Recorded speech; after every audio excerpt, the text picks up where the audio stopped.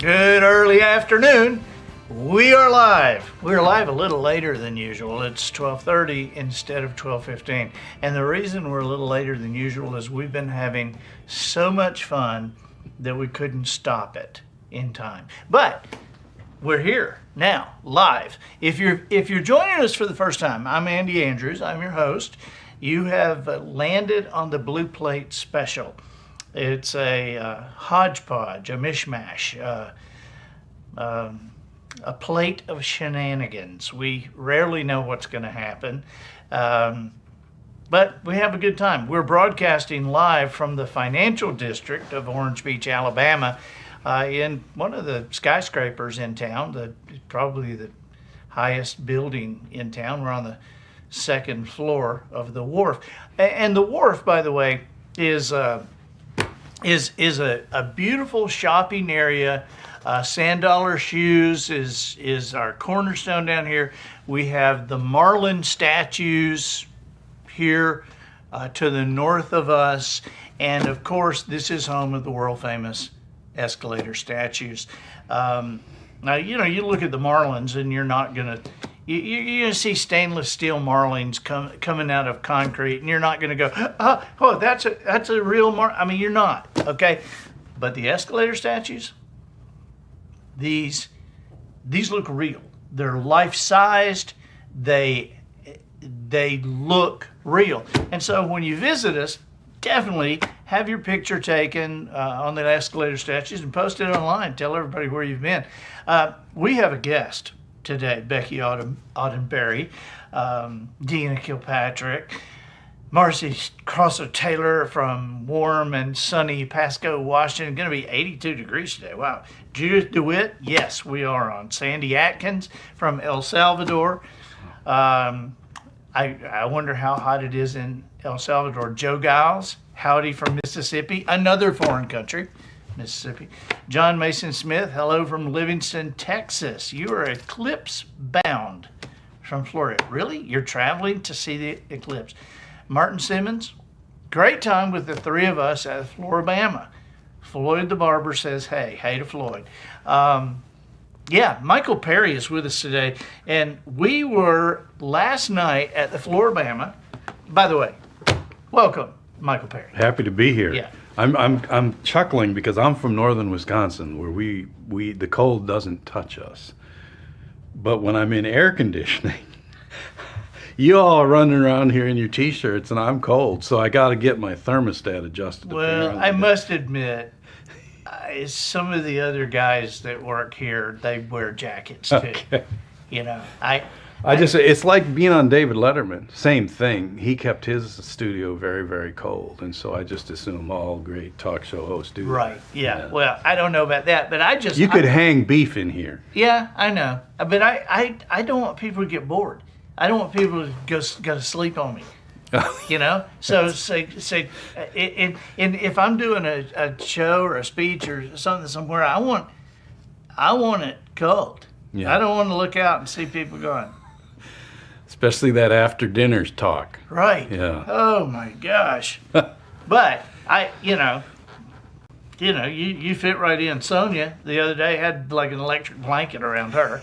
Like, it's just Shalina Harris. Shalina Harris says, excited for this Blue Plate. Now, Shalina Harris is an author, and she wrote a book called The Cowboy Devotional, which when I got it, I sat down and I couldn't put it down. I sat down and I read the entire thing. It's about her family and rodeo and all like that. And so she has commented, and she is sitting right behind you. I was getting a good look at the dome then. Yeah, she's right there. I mean, I was like, Selena Harris is here today. Brenda Hall from Hendersonville, North Carolina. Judith DeWitt. Hang beef, laugh out loud. Yeah. Lori Allison Judnick from Fairhope, Alabama. Hey, tonight, Mike and I are going to be at Billy's Restaurant in Fairhope at 6 o'clock. Okay, so we're going to be reading, talking, laughing, and you need to come. I mean, if you're anywhere in this area, come tonight to Billy's restaurant, Billy's Bacon. You know, they, Oh man, yeah, I had some. yeah. I don't have to be influenced to be an influencer Oh, on gosh. Billy's Bacon. That was Billy's Bacon. yeah. And they, Also, we test ran all our material last night. that's true. And it at went the fine. Floribama, and it went fine. So We're doing without Austin tonight because That's Austin true. is at Cobalt. he's got a real gig Yeah, tonight. he's got a real gig. We're going to be playing, at Billy's. I have like grabbed a bunch of books, and these are not even half of all of Michael Perry's books. But I love these books. Michael Perry is the author of the New York Times bestseller, Population 485, Meeting Your Neighbors One Siren at a Time, which refers to your work as a paramedic and a firefighter, first responder. Yeah, in a small rural Wisconsin town. Yeah. Yeah. Yeah. What, being down here, what have you found that has, other than your reaction to what should be a common temperature for you, what have you found that is different? Well, you mentioned your son, who's just a tremendous musician, and this is important also, singer-songwriter. Yeah. Got to see him last night do 4 songs that he created that were of a piece and moving and beautiful. And that's great. But what he really did for me is he taught me to shuck my first oyster. I've Wow. never done that. So here's to your son, and that is something that's different. We don't have a lot of oysters up there in northern Wisconsin. So you not only shucked your first one, you ate your first raw one. I ate my first raw one, and then we also had some off the grill that were just amazing. Oh, yeah. And you took me, the other thing that I've never done, I've traveled all over big chunks of the world and all over this country of ours, but I've been to the ocean, and I've snorkeled, and I've crossed the ocean on ferries and such, but I have never ever caught a fish from the ocean. And I grew up hunting and fishing, and you and your other son Adam. hooked me up with my very first ever ocean fish the other day. Red snapper. Yes, sir. Yep, and it's not snapper season, so we had to throw him back. I don't know if I'm allowed to put the picture up either, even that Yeah, you can. as long as, because Yeah. we put it right back. Yeah, we put him it back. was fine. Yeah, he's fine. Oh, He's well, then up I'll there. probably do that. Yeah. So you definitely need to put that up. Yeah. And as embarrassed as I am, Yeah, but this makes the story even you better. must tell the rest of the fishing story. Well, I'd always said that I wanted to catch a fish in the ocean, and I have now caught a fish in the ocean because the minute after I landed the a fish from the ocean, one of the engines conked out on the boat, and we were 12 miles out, and so we had to quit fishing and spend the next, I think it was at least 3 hours We could have paddled back faster. getting home. So, mission accomplished, check the box. Check the box. But maybe someday I'll come back and catch 2. yeah, you'll have to. And avoid the 3-hour tour. But here's another thing. You and I on that ride back, unbroken conversation for 3 hours, said 2 things. Number one, in all seriousness, the world is full of trouble and terror, and our little problem was a lovely, solvable problem. And then I think we're probably pretty smug and self-satisfied about this, but we felt that who better to be stuck on a boat with than us? Yeah. We enjoyed each other's company. What a lucky moment. Although I did notice that the other 3 people on the boat separated themselves from us. They did. They kind of left us. They did. They left us with the autopilot going, and knowing that neither one of us would know how to take it on or off anyway. I feel bad for them, though. Do you think just the wisdom that they deprived themselves of? Or the wisdom that they displayed by leaving us, There's that. one or the other. Jack and Judy from Riceville, Tennessee. They're here in the studio today. Oh, all right. And there they are. And they loved us at Floribama last Oh. night. Austin was great. Really enjoyed hearing him in Pleasure. person. And then Angela Witzek from Baraboo, Wisconsin. Oh, holy shnikes. Yeah, I know where that is. Baraboo. Yeah, Baraboo. Baraboo. The Ringling Brothers Circus originated out of Baraboo. I have performed at the Ringling Theater in Baraboo. Seriously? Yeah. Wow. So when you come down here, we have seen many Wisconsiners Yeah. here. Not many of them are as young as you. Okay, most of them are a lot older. But do you see many Alabama people up in Wisconsin? They are thin on the ground, Andy. Really? Yes, they are. I don't remember the last Alabama person that I met in person up in Wisconsin. There's just something about November that sends them on their way. Yeah. Yeah. It did. Well, you asked me about what did I see down here that's different, but one of my favorite things is what I see that's the same. Now, this is as to the best of my recollection, as the politicians say when they're in trouble, but I think it's true.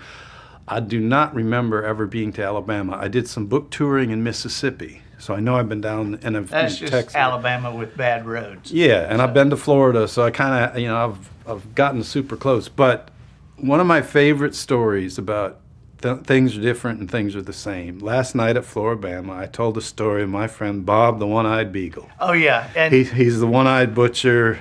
He's cross-eyed, but he's basically one-eyed, and he's a butcher and he's a volunteer firefighter. He and I were on a department together for years, and it's a very specific story about a very specific individual who's tell it. Well, so when I moved back to my hometown and not to write the book Population 485, I'd been there 8 years before the idea even popped up. So it was not research; it was my life. And I'm not much of a joiner. I keep to myself, but I wanted to be of some use and in some way contribute to the fabric of the community. And the best way I could do that, I was an EMT, and so I joined the fire department, and I took Firefighter 1 and Firefighter 2, and so that I could both be an EMT and a firefighter. I mention often I work with a lot of people on the coast, East Coast and West Coast, and they're great folks, and they've changed my life, and I love what they do, but they do occasionally betray their own special form of arrogance.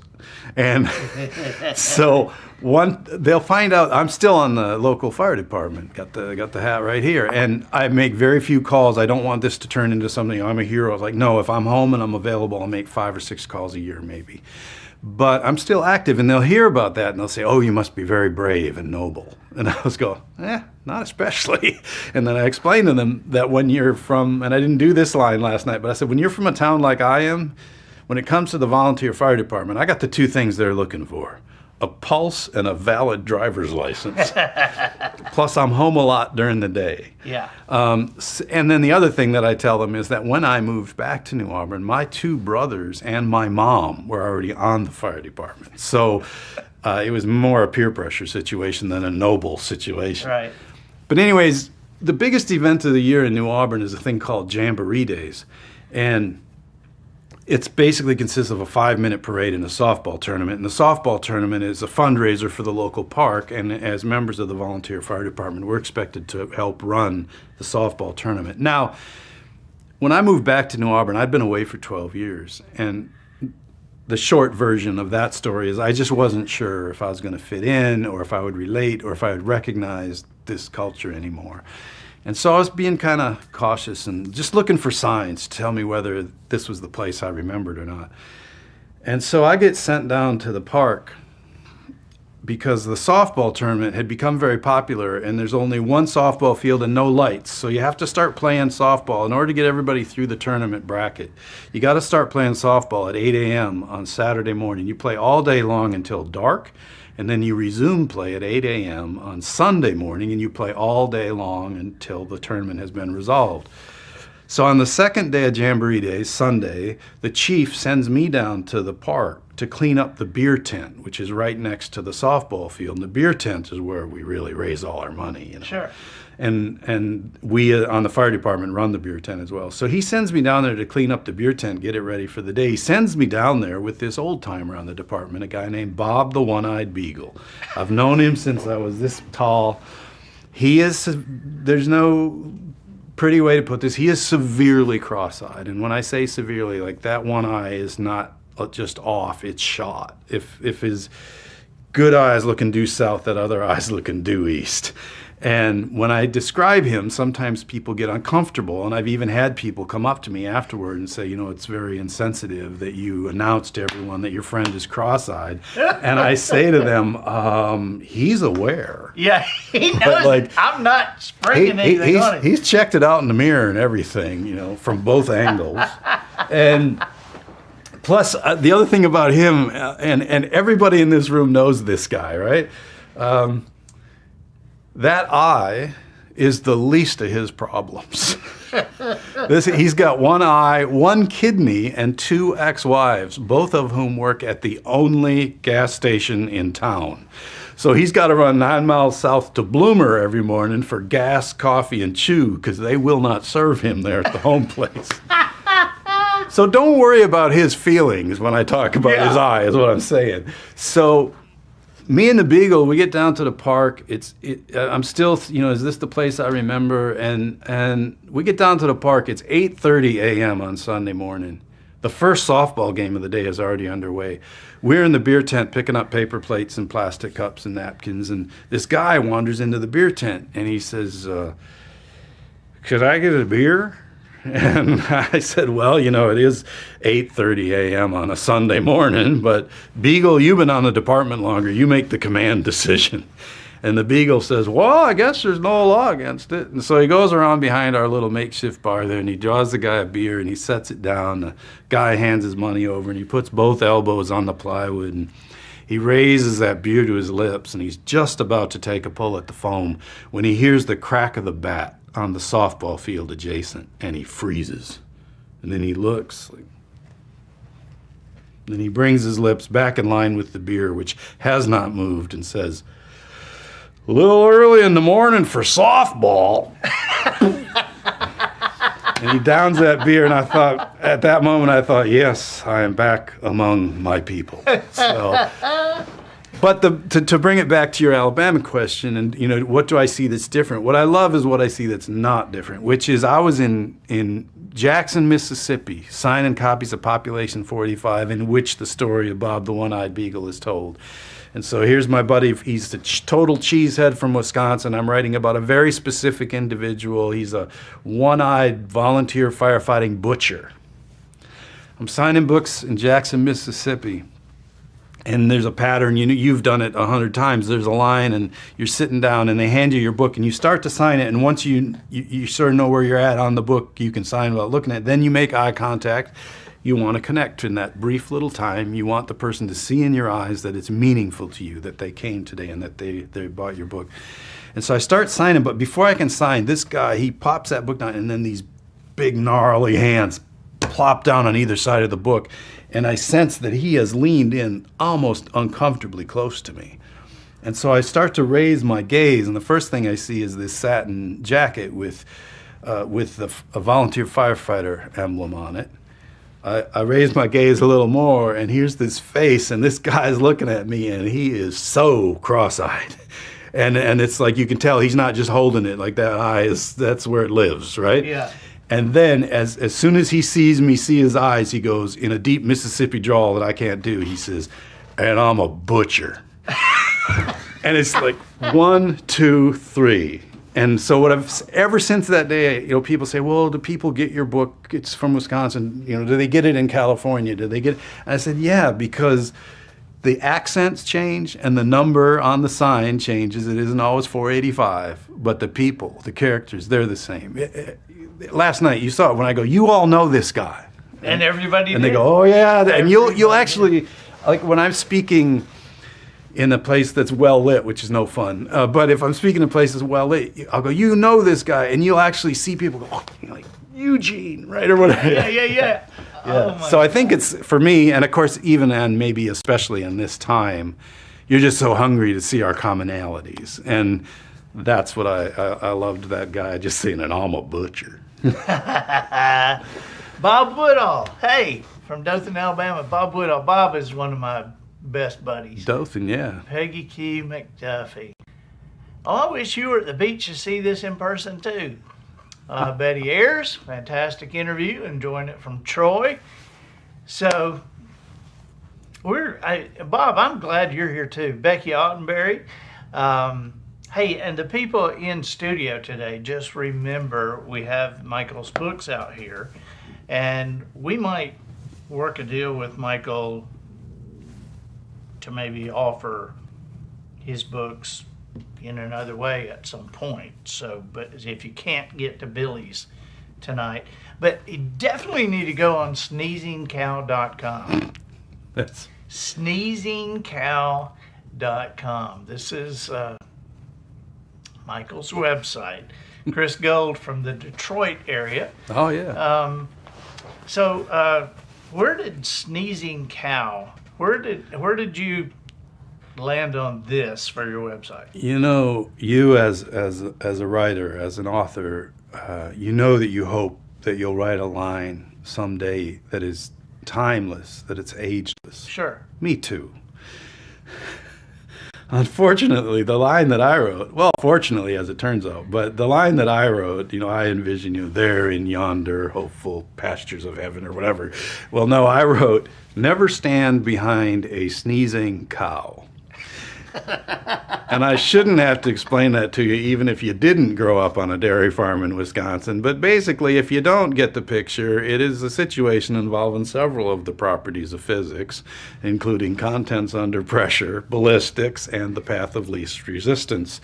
And of course, inertia, although in this case you might refer to it as inertia. And again, I don't know if it's ever happened to you. It has happened to me growing up on the dairy farm, and it is a jaw-dropping experience, although, as I always add, that would not be your best move. Yeah. Oh my God. And I also want to, and this is more for you and me as writers and people who like words, but I was approached by a farmer one time at a reading, an old, crusty old farmer, and I have this whole humor bit about never stand behind a sneezing cow, and I'd done it, and he said, "Young man, I have a bone to pick with you." And I said, "Well, get in line, right? You Yeah, and 57 other people." My wife will hit this line. And he said, "The cows don't." If you haven't figured out, by the way, when a cow sneezes, never stand behind a sneezing cow, something shoots out the back end of it, and it ain't milk, Right. is what I'm saying. Right. And so this old farmer said, "Young man, I have a bone to pick with you." He said, "Cows don't sneeze, they cough." And I looked him right in the eye and I said, "Sir, as a former farm boy, I want to tell you that you are absolutely right. They don't sneeze, they cough. But as a humorist, I got to tell you, a sneezing cow is a lot funnier than a coughing cow." A coffee cow. So that's some artistic license, and I'm taking it. Now, have your parents ever been down here? Boy, I don't think so. My parents they grew up in Wisconsin. Oh, so now you made me think of a story.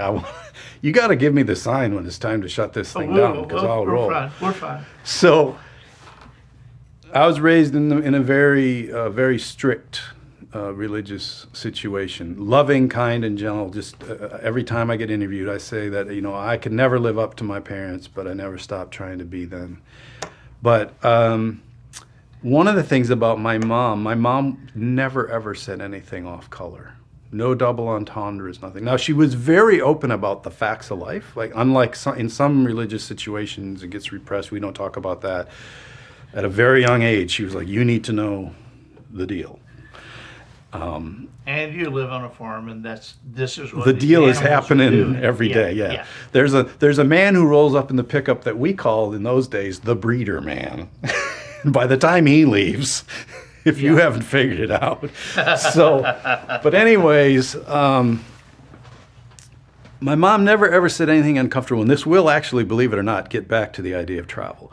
So my parents both grew up in Eau Claire, Wisconsin. I don't think, Dad maybe went fishing in Canada or something, but as far as I know, they never left. And then my mom went to nursing school, and she did do some service in Mexico, where she went into underprivileged areas as a nurse.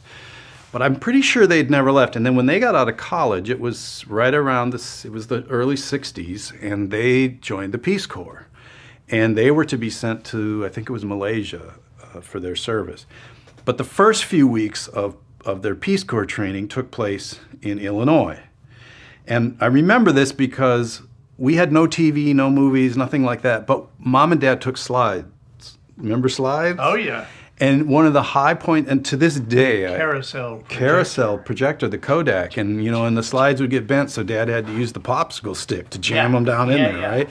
So, and the wonderful sound, that warm air blowing over the bulb, and the click, clunk, click, and clunk, click, and we had a huge family, and we didn't have much, but Mom would make some popcorn and cut some cheese up and some apple slices, and you'd gather up with some really thin Kool-Aid, and you'd sit in the living room in the dark, and we'd watch slides. And I have such warm memories of those times.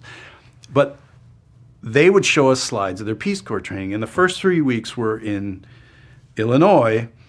And during that time, there's only about 6 or 8 photos from that stretch, and 7 of the photos they had a legendary 3-day ice storm, and all the wires came down and trees broke and everything. And so there's their Peace Corps training in Illinois. It's just these pictures of this ice storm.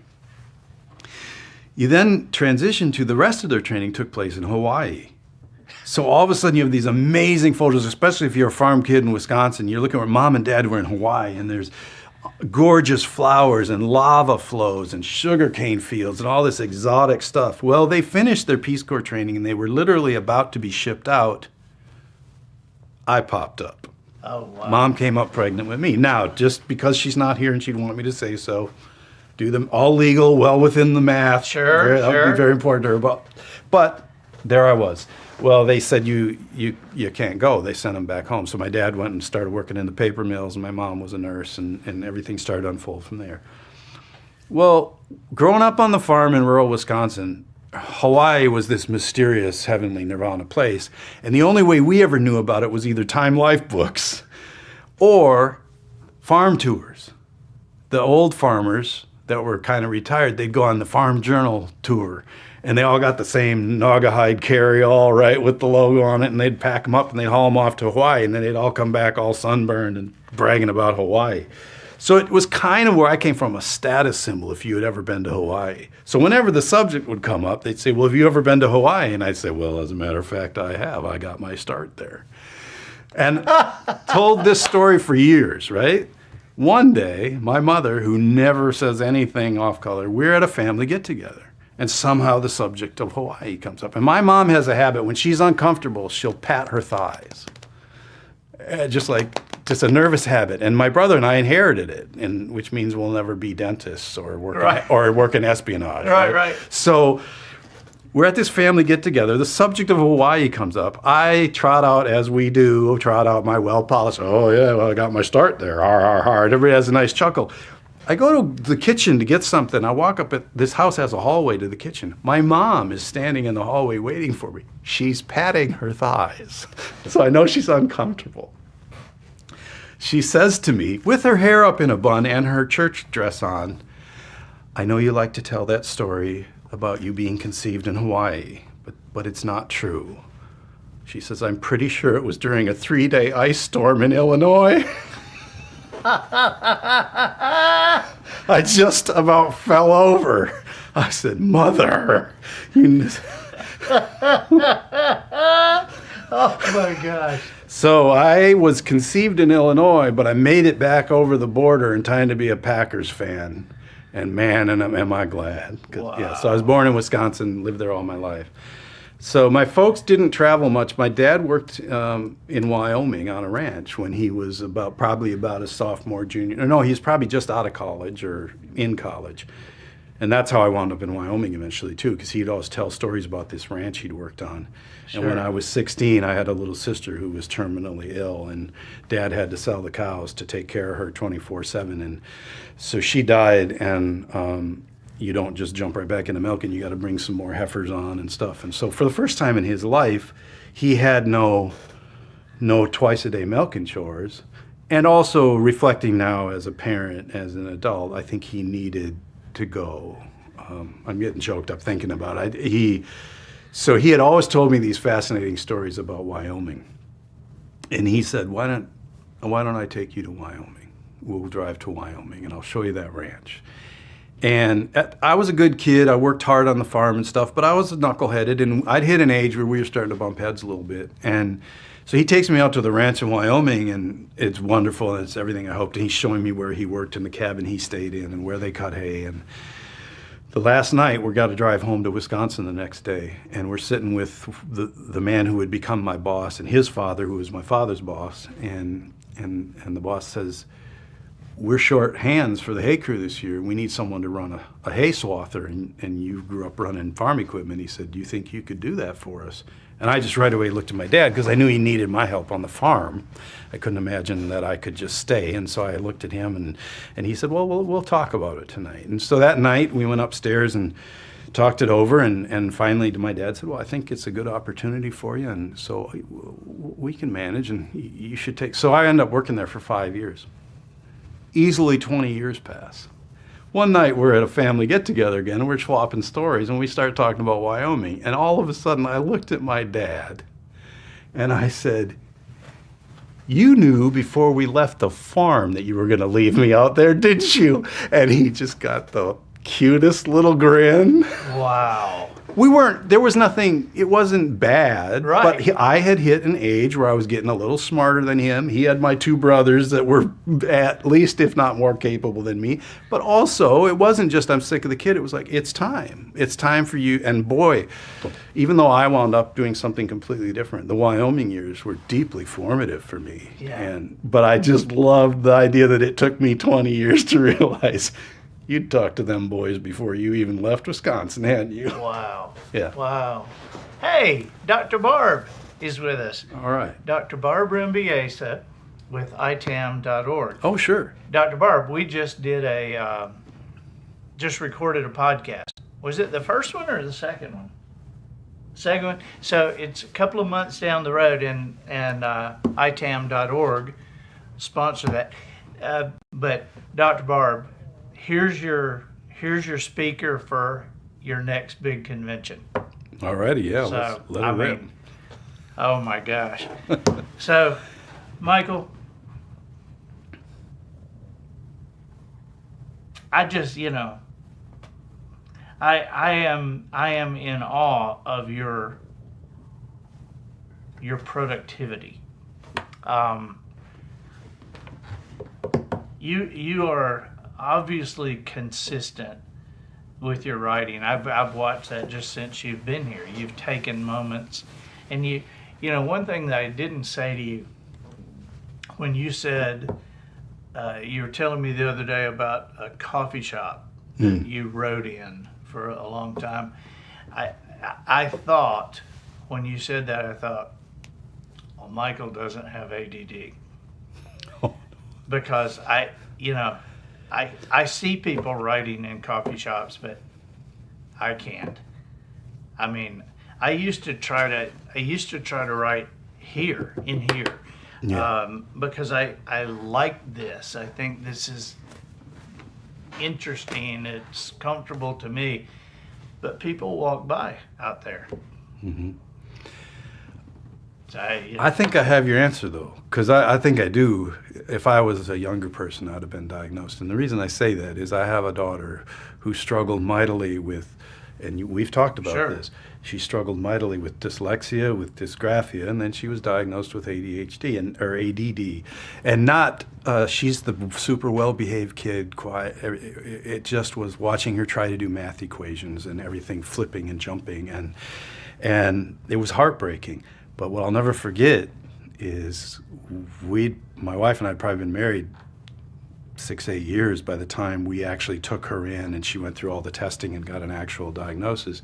And as we're sitting with the doc and he's going through the symptoms, every symptom, my wife, look at me, because I'm super scattered and bounce and tangents, like but that's also where we get the good stuff. Yeah. The reason that I think we're not the same in me going to the coffee shop is that I'm extremely shy. No one believes it when they see you on stage, but I'm like, I really don't want to come out of the house.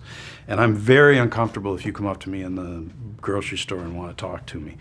I can get on stage with a microphone and go all night. We can do this. But there are times when I'm having a hard time getting my work done, and I go to a coffee shop because I do not want anyone to talk to me and you create this Create cone that, yeah. of don't talk to me. And I get a surprising amount of work done because I'm petrified that if I stop, someone's look going up to and drop catch in. somebody Yeah, eye. yeah. Yeah. So it doesn't always work, but that is the reason I think it actually counterintuitively is because I'm so easily distractible. And if I'm home, the other thing that's, you know this, I have a wonderful spot to write. I have a little room above my garage, looks out on the back 45 minutes from the deer stand.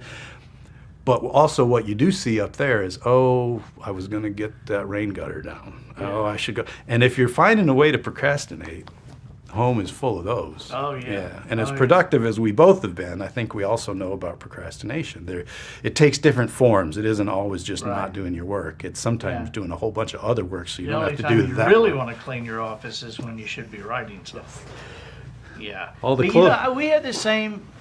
You and I have talked about your daughter and our Adam, and same thing happened. He's explaining after the testing. He's explaining to us, you know, and Adam does this, Adam does that, and I'm sitting there thinking, yeah, I do that. And then Adam sees this, and I'm thinking, yeah, I see it that way. And finally, I said, you know, some of these things that you're mentioning about Adam, I think apply to me. And he said, oh yeah, I spotted you when you walked in. Right. And it's a tricky one because it's getting her diagnosed was such an important step, and she has thrived in spite of what she's had to overcome. But you're also self-conscious talking about it because it's become, and I hope I don't get us in trouble here, but I've always said it's become the back pain of mental health. It can also very easily become, you know, well, I just can't do that, I got a bad back. Well, some people really have horrible chronic pain, bad back, can't be fixed. And then there's a few people where it's like, well, that, and so I almost hesitate to even bring it up. But the other thing that I love is that the very scattered nature of it, those tangents, that's what we make a living off that. Sometimes people say, well, how in the world did you start writing about turtles and you wound up talking about existentialism? And I go, well, because I bounced into this and then I ricocheted off that. Right. And then I wound up, here we are talking about existentialism. So Oh, my I think it's a blessing and a curse. Yeah. Yeah. And I think it's more of a blessing, though. oh, yeah. And especially if it's underlain with a work ethic. Right, Yeah. right. Buddy, thank you for being with us. Man, what a pleasure. Yeah, we're going to go catch a second fish someday. Yeah, someday. We'll Lord catch two willing, on one. and the creek don't rise. Yeah. Oh my gosh, how the engines work. Definitely go on sneezingcow.com. Definitely go on sneezingcow.com. If you're not going to be able to be with us tonight in Fairhope, go on sneezingcow.com. Buy multiple copies of multiple books, and thank you guys for being with us too. We appreciate you, and we'll see you Thursday. Bye-bye.